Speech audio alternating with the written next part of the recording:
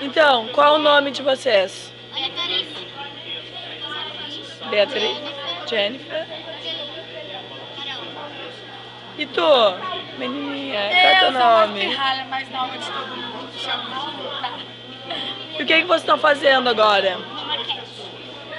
Maquete da praça? Mas o que exatamente? O que é esse daí que tu tá fazendo, Jennifer? Um escorregador.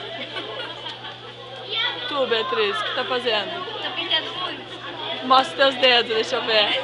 Ah. Que mais? O que você tá fazendo?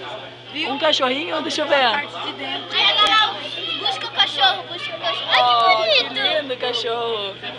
Faltou a Carol. O que a Carol tá fazendo? Pintando o muro?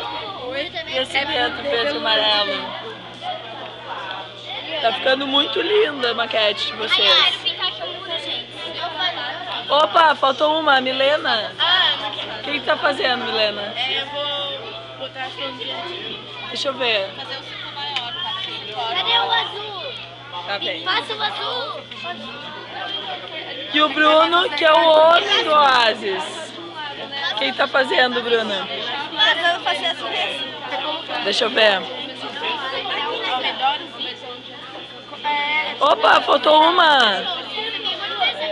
Oi. Qual é o teu nome? O que tá fazendo, Camila, agora? Olha aqui, ó, tá cheio. Que, tá mexendo na massinha? O que tu vai fazer com a massinha? Não sabe? Vai brincar, vai botar na maquete, né? Eu ajudei. Tudo bem. Eu só dei algum. Deem um tchau, gente. Tchau. Pode colorir. Aqui, aproveita essa tinta aqui, gente. Eu tô branco, pintou nesse favor.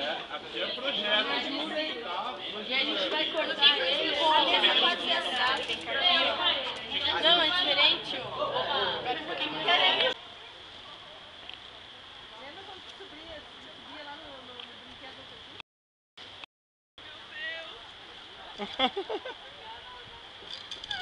Abre os olhos, curte!